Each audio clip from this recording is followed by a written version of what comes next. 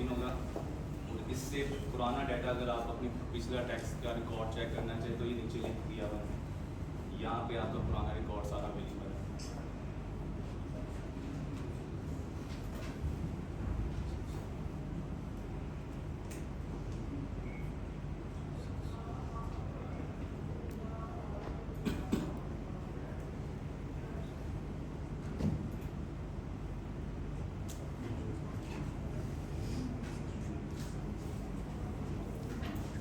ये BRA का जो है नया पोर्टल है, इस पे BRA की जो न्यू रिटर्न है अगस्त से ऑनवर्ड इस पे अवेलेबल होगी। सेल टैक्स में ये रिटर्न्स आपकी इसी में रिवाइज की सेल टैक्स रिटर्न है और एप्लीकेशन है, और नेक्स्ट विथहोल्डिंग एजेंट की स्टेटमेंट भी इस पोर्टल पे है। और नेक्स्ट जो मेन चीज़ इस पे ऐड की गई है वो इनवॉइस मैनेजमेंट सिस्टम है। पहले आप लोग अपना टैक्स का रिकॉर्ड नेक्स्ट सी में जाके फीड करते थे, अब अगस्त से ऑनवर्ड आप इनवॉइस मैनेजमेंट एक ये इंट्रोड्यूस करवाइए ऑप्शन, आपकी जितनी भी रिटर्न है इनवॉइस एड वगैरह जो होंगी वो इनवॉइस मैनेजमेंट में हुआ करेगी।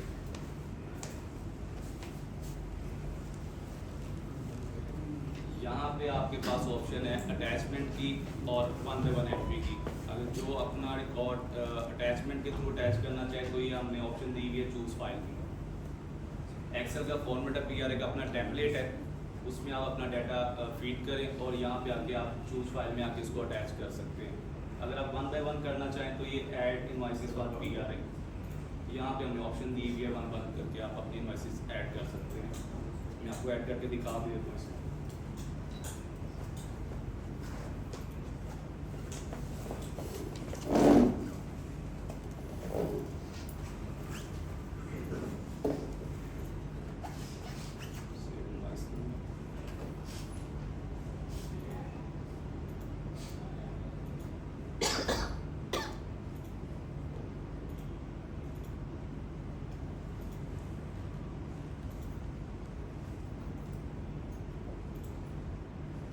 और फीड करने के बाद आपने इसको सेव आइटम कर लेना है इसमें,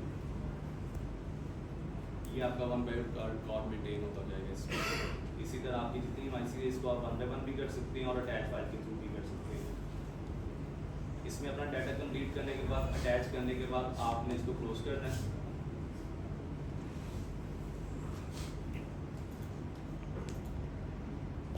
इसके बाद अपनी मंथली सेल टैक्स की रिटर्न ओपन करनी जो कि यहाँ पे अवेलेबल आएंगे। यहाँ से टैक्स पीरियड सेलेक्ट करें,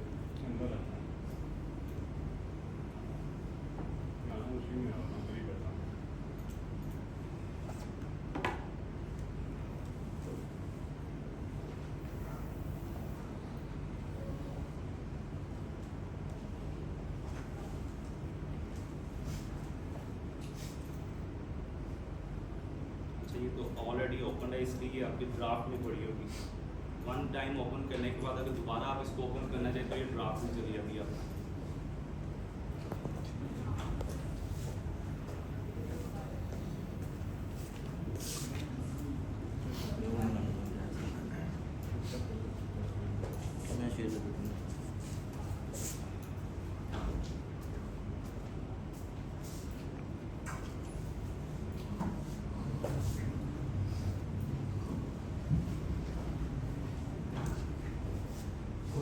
हाथ याद करें या बात में कर सकते हैं? अभी साथ ही आप जैसे रिटर्न में ओपन होता है वन बाय साथ साथ फिर आप क्वेश्चन कर लीजिएगा, कोई आपको कंफ्यूजन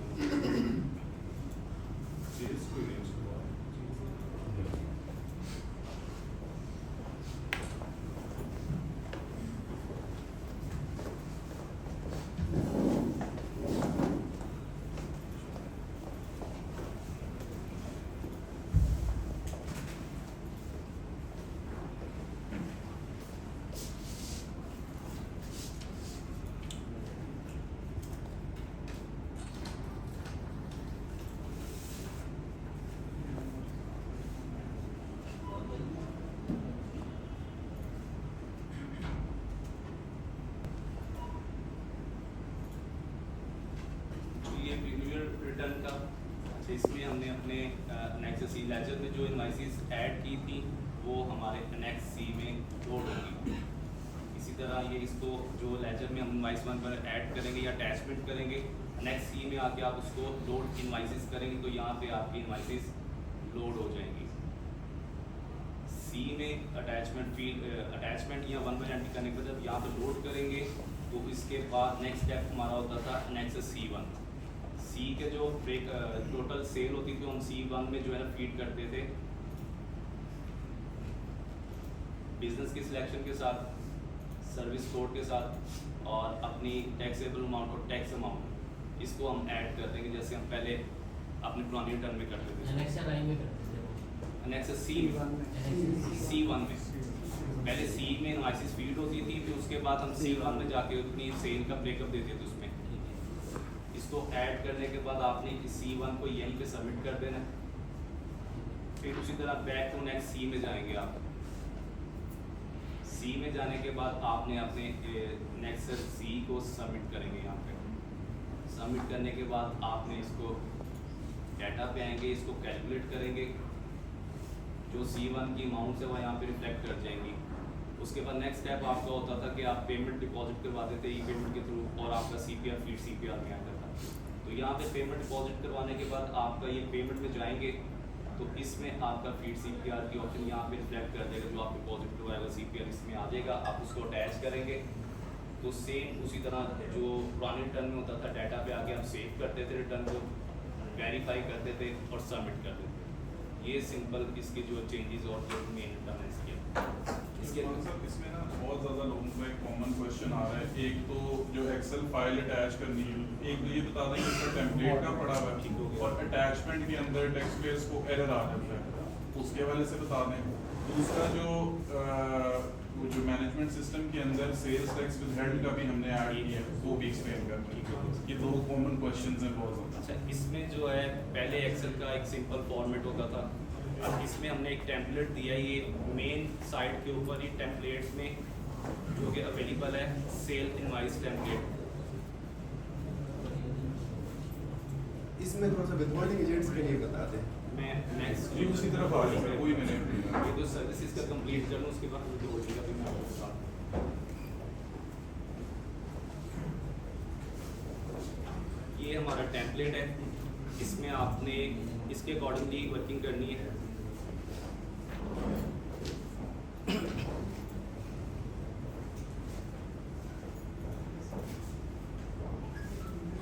यहाँ पे आपने अपना एनटीएन नंबर ऐड कीजिएगा डैश के साथ, और साथ आपने इसको वैलिडेट भी करते जाना अपने रिकॉर्ड को।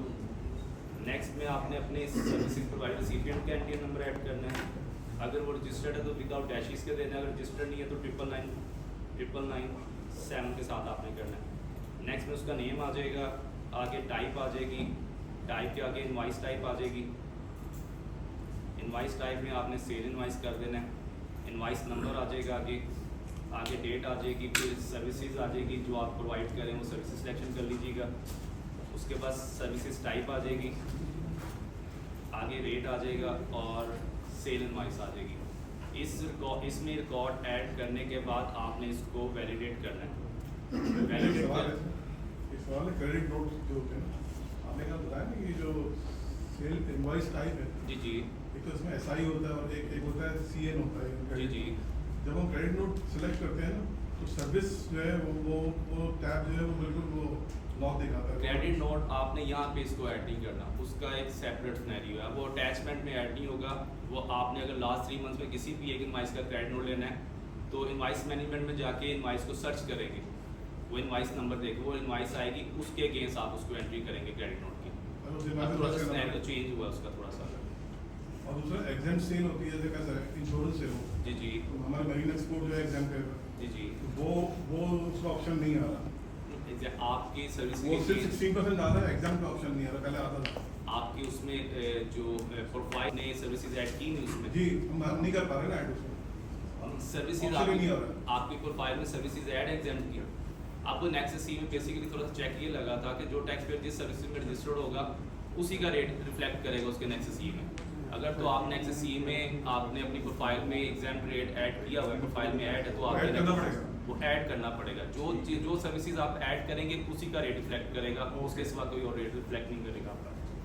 सर रजिस्ट्रेशन नंबर में ये वाला एनटीएम रजिस्ट्रेशन के यहाँ से पीआरए में रजिस्टर जी आपने पीआरए का जो एनटी नंबर है पीआर तो पीआरए का सेम एनटी नंबर ही है, तो पीआरए का जो एनटी नंबर वही ऐड करना आपने। लेकिन सिंगल जब इनवॉइस एंटर करते हैं तो उसमें वो नेम नहीं आता।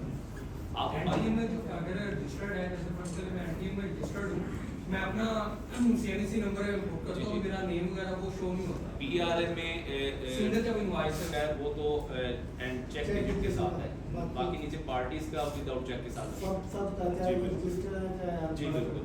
जब मैनुअल करना है तो वो जब हम पहले डालते थे तो उसका सारा डाटा खुद ब खुद रिफ्रेश हो जाता था, तो अभी उसी तरह अगर हम मैनुअल डालेंगे तो सारा उसका डाटा आ जाएगा। मतलब कि हम एनटीएन नंबर डालते थे तो उसका सारा रिकॉर्ड आ जाता था कि ये वो ऑनलाइन एंट्री में होता हाँ। था, अभी भी वैसे ही है। रजिस्टर्ड पर्सन होगा तो उसका बिजनेस नेम और जो है वो खुद ही फैच करेगा सिस्टम। ठीक है। अगर अनरजिस्टर्ड है तो वो फैच नहीं करेगा डाटा। ठीक हो गया, उसके लिए 9999997 डाला। जी इसके अलावा इसमें ठीक नहीं आ रहा। सॉरी कोड भी जो इंडिविजुअल इनवॉइस में पुट डाउन करते हैं तो उसमें वो बार कोड, अब जैसे हमारी इन्वेस्टमेंट फर्म है, हम मतलब व्हीकल फाइनेंस की सर्विस प्रोवाइड करते हैं तो उसमें इंश्योरेंस की ऑप्शन दे रहा और यहाँ पे कह रहे हैं इसके अलावा नहीं देता। यहाँ पे कह रहे हैं आप जो सिंगल इनवॉइस जब पुट डाउन करते हैं ऑनलाइन एंट्री करते हाँ, हैं हाँ। तो वहाँ पे जब एंट्री नंबर देते हैं, जब आपकी सर्विसेज नहीं आ रही वहाँ पे, हाँ जी सर्विसेज नहीं तो है। आप उस सर्विस में रजिस्टर्ड है, अपनी प्रोफाइल में चेक किया आपने, बेसिकली वहाँ पे चेक लगाया गया है कि जो वहाँ पे वही सर्विसेज आएगी जो आपकी प्रोफाइल के अगेंस्ट होगी। आप पहले सबसे पहले अपनी प्रोफाइल में चेक करें कि आपके ठीक। पास वो ऐड है, अगर नहीं है तो उसको ऐड करवानी पड़ेगी। ठीक, तो इसी वजह से नहीं उससे आ ऐड रही, करनी पड़ेगी कि कॉल आपको ऐड करनी पड़ेगी ना, वो आपकी सर्विसेज आती है।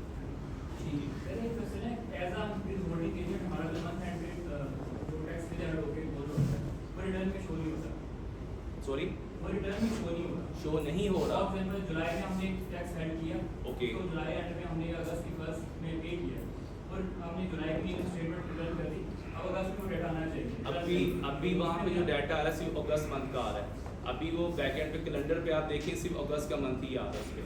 अभी वो केस नोटेड है कि जो बैक 3 मंथ का डाटा भी वहाँ पे आना चाहिए। जैसे ही वो रिलैक्स होगा, जो रिस्ट्रिक्टेड है ईयर और मंथ, वो जैसे आप जुलाई और जून करेंगे तो वहाँ पे वो भी आना चाहिए, नोटेड है ये चीज़। क्योंकि प्रीवियस ईयर में पूरा होता है ईयर में अभी तो सिर्फ वहाँ पे अगस्त का आ रहा है। अभी वो कैलेंडर में चेंजेस होंगी तो आप बैक मंथ का भी उसको नोट कर सकेंगे अपना। ये कब तक हो जाएगा? होपफुली सर आज या कल तक हो जाएगा, 2 दिन तक हो जाएगा ये। एक जो हम बिल स्टेटमेंट करते हैं, फॉर एग्जांपल एक इंडिविजुअल है वो अपनी 3 दफ़ा 4 दफ़ा बिल स्टेटमेंट कर रहा है, उसको रेवेन्यू नहीं आ रहा है, वो कुछ नहीं कर रहा है, तो कितनी बिल स्टेटमेंट को रिटर्न कर सकता है? जितनी मर्जी कर दे उसमें तो कोई रिस्ट्रिक्शन वैल्यू तो नहीं है। कोई रिस्ट्रिक्शन नहीं है। अब अगर वो बिजनेस कर रहा है तो अपना सेल डिक्लेयर करे, नहीं करा तो नल की रिटर्न फाइल करता है। ठीक है सर। अच्छा, इस फाइल को ऑफलाइन वर्किंग करने के बाद आप इसको क्लोज करके अरे भाई एक चीज़ और है, आप उन दोनों सिस्टम का तो डिफरेंस बताएं कि क्या ये जो क्या सिस्टम आया है उसमें क्या डिफरेंस क्या है? सिस्टम सर पोर्टल का डिफरेंट है। पहले आप लोग करते थे कि, अब मैं भी होल्डिंग की तरफ थोड़ा सा आ रहा हूँ, पहले आप करते थे कि सेल इनवाइस आप ऐड करते थे, उसी में विद हेल्ड की एंट्री कर देते थे। अब ऐसा नहीं है, अब आप 2 एंट्रीज करेंगे, एक सर्विसेज की और एक विद होल्डिंग की। और विद होल्डिंग उसमें ये है कि आपका वेंडर पहले करता था मैनुअली फीड करता था, आपने जैसे विद होल्डिंग एजेंट है एवरी मंथ वो रजिस्टर्ड अनरजिस्टर्ड का डाटा कंपाइल करके अटैचमेंट करके डिपॉजिट करवाता था। अब ऐसा नहीं है, अब थोड़ा सा चेंज है इसमें। चेंज ये है कि आपका सर्विसेज प्रोवाइडर आपके इनवाइस शो करेगा तो आप उसको लोड कर सकेंगे, मैनुअल फीड नहीं कर सकेंगे। मैनुअल एंट्री सिर्फ और सिर्फ अनरजिस्टर्ड पर्सन की होगी जिसका आपने टैक्स विद हेल्ड करना, उसकी मैनुअल एंट्री करनी और डिपॉजिट करवा देना। रजिस्टर्ड पर्सन की एंट्री लोड हुआ करेगी, अब मैनुअल नहीं होगी, ऑटो लोड ऑटो लोड होगी। वो करेंगे। सर्विसेज प्रोवाइडर आपका एक्सेस सी सबमिट करेगा, सर्विसेज रिसिपिएंट उसको लोड करेगा और पे करेगा और इनपुट लेगा। जैसे एफबीआर में जी बिल्कुल ऐसे ही है। एसबीआर में जी इनवाइस अगर वेंडर की वेरीफाई करनी हो तो कैसे होगी? सॉरी अगर वेंडर की इनवाइस आती है हमारे पास, जी जी उसको वेरीफाई करना हो, आप लेजर में जाके देख सकते हैं उसको। आपके लेजर में जैसे ही आपका वेंडर इनवाइस शो डिक्लेयर करता है, आपके इनपुट में ए में भी आ जाती है और लेजर में भी आ रही होती है आपकी, वहाँ से आप वेरीफाई कर सकते हो। पर्सन की एंटी केस ये आ रहा है, रजिस्टर्ड पर्सन अपना नेक्स्ट सी सबमिट करेगा, उसको आप लोड करेंगे नेक्स्ट एरिया में, आप उसको मैनुअल फीड नहीं करेंगे। आप ये बेसिक चेक लगा इसमें कि आप रजिस्टर्ड पर्सन नेक्सस ई सबमिट करेगा, आप वेंडर के पास जो है अपने रिसीपमेंट के पास वो नेक्सस ए में ऑटो लोड होगी, मैनुअल फीड नहीं होगी। अच्छा सर, एक इशू ये आता है, मैं नेक्सस ई अपना जब लोड कर रहा हूँ तो मेरी date of filing almost late हो जाती है, मैं 15 तक नहीं लड़ पाता। अब वहाँ जब वो लोड लेने जाएगा टैक्स में तो अभी तक नेक्सस ई नहीं किया, मैं इनपुट कैसे लूँ वहाँ? 2017 में टैक्स पेड को बाउंड किया था कि 10 एवरी मंथ आपने अपनी नेक्सस ई सबमिट करना है, ताकि जो है लोडिंग एजेंट है जो जिसने इनपुट लेना है वो 15 तक अपना उसको लोड करके पे तो करे। अभी ये डेडलाइन बनाई है जी डेडलाइन पहले भी डेडलाइन थी, अब इसको स्ट्रिक्टली फॉलो किया जाएगा कि 10 तक अपना वेंडर जो नेक्सस ई सबमिट करे, ताकि जो भी होल्डिंग एजेंट है जिसने पे करना है वो 15 तक उसको इजीली लोड करके पे कर सके इसको। अभी तो अगस्त का तो डिले हुआ है इसकी वजह से। डेट इसलिए इसकी डेट भी 27 तक हमने एक्सटेंड की हुई थी। जी सर। ये नेक्स्ट इसकी रिलेटेड क्वेश्चन है कि जब आप उसको वॉइस को सिलेक्ट करते हैं, आप उसे क्रिएट करते हैं, तो मेन जो रिटर्न है हमारी उसकी तो वैल्यू को पा लेता है सेल टैक्स वो इशू नहीं है, वो थोड़ा सा अंडरस्टैंडिंग इशू है कि आप जब अपनी परचेजेस लोड कर लेते हैं वो उसकी मेन के ऊपर उसकी टैक्सेबल अमाउंट उठाता है, टैक्स की वैल्यू नहीं उठाता। वो रीज़न ये है कि आप उसको जब तक अपनी सेल नेक्सस सी डिक्लेयर नहीं करते और उसको सबमिट नहीं करते, मेन पे वो रिफ्लेक्ट नहीं करती। जैसे ही आप अपना नेक्सस सी सबमिट करेंगे और मेन पे आके कैलकुलेट करेंगे वो अमाउंट भी आ जाएगी उसकी। ये जो गवर्नमेंट के महकमे हैं वो तो सारे विथहोल्ड करते हैं सेल टैक्स ठीक है। आपका, ठीक है, और कई मेरे ख्याल से उसके अंदर होते नहीं है, विथहोल्डिंग एजेंट नहीं होते, तो वो जब तक नहीं करेंगे तो हम विथहोल्डिंग के अंदर नहीं डाल सकते नहीं, उनका, क्योंकि वो अभी तो ये- 6-6 महीने बाद जाके कई कर रहे होते हैं वो। अभी ये उनका टैक्स हमने हमारे पास डिपॉजिट करवाना है अब हमने इस मंथ में अगस्त में, लेकिन उन्होंने अपना लेटेस्ट सी सबमिट नहीं किया, तो ये इनवॉइसेस उनके अगर रिफ्लेक्ट नहीं हो रहे पोर्टल पे तो उनका टैक्स कैसे जमा सर होगा? उसको इंटीमेट करें थ्रू ईमेल अपने वेंडर्स को क्या नेक्सस सी लोड करें।